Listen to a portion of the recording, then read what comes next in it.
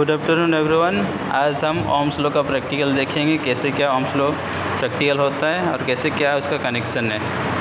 हम Ohm's law के लिए क्या क्या इंस्ट्रूमेंट सब यूज़ कर रहे हैं, जैसे कि ये है मल्टीमीटर। हमारे पास अमीटर नहीं है, इसलिए हम मल्टीमीटर को अमीटर की तरह यूज़ करेंगे। और एक ये वोल्टमीटर है। वोल्टमीटर का 2 टर्मिनल है, एक पॉजिटिव और एक नेगेटिव टर्मिनल है। अमीटर के भी वैसे ही है, पॉजिटिव नेगेटिव, एक रेड है और एक ब्लैक है, रेड और ब्लैक।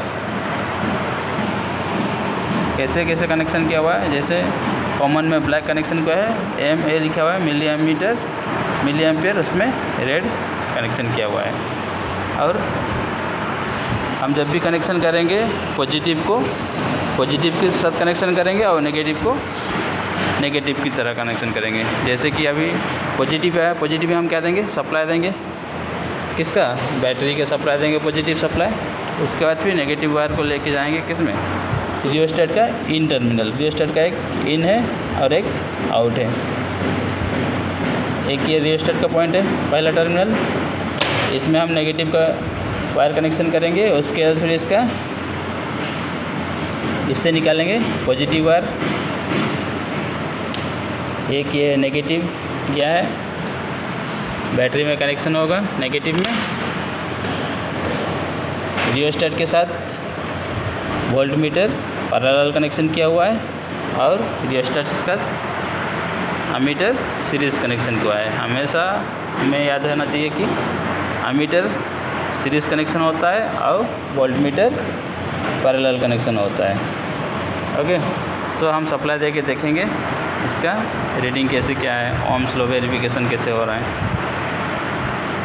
जैसे कि हमें पता है ओम्स लॉ, करंट और रेजिस्टेंस एक दूसरे का इन्वर्सली प्रोपोर्शनल रहता है, और वोल्टेज और करंट एक दूसरे के साथ डायरेक्टली प्रोपोर्शनल रहता है। सो हम रिलेशन देखेंगे करंट और रेजिस्टेंस का। अभी हमारे पास कितना है, करंट कितना दिखा रहा है, 179.3 मिली एम्पियर।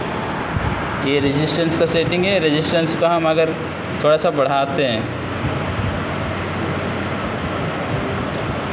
रेजिस्टेंस बढ़ाए, हमारे पास क्या हुआ, करंट कम हो गया। हमें पता है रेजिस्टेंस और करंट का रिलेशन क्या है, इन्वर्सली प्रोपोर्शनल है। रेजिस्टेंस जब भी बढ़ाएंगे करंट कम होगा, अगर रेजिस्टेंस कम होगा करंट बढ़ेगा।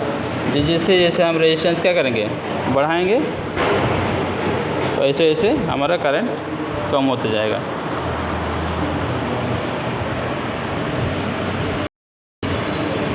अभी रेजिस्टेंस में बढ़ा रहा हूँ, धीरे धीरे करंट धीरे धीरे कम हो जा रहा है। जितना रेजिस्टेंस में बढ़ाऊँगा करंट उतना ही धीरे कम हो रहा है। रेजिस्टेंस अगर मैं कम करता हूँ, रेजिस्टेंस कम करने के बाद करंट हमारा क्या है, धीरे धीरे बढ़ रहा है। ये है इन्वर्सली प्रोपोर्शनल। अगर रेजिस्टेंस कमेगा तो करंट बढ़ेगा, अगर रेजिस्टेंस बढ़ेगा तो करंट कमेगा। दोनों में से एक बढ़ा तो एक कमेगा, एक बढ़ने के बाद एक कमेगा, एक घटेगा तो दूसरा बढ़ेगा।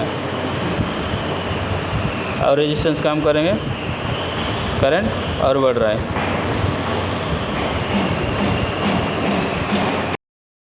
और हमारा वोल्टेज क्या है, 12 वोल्ट है।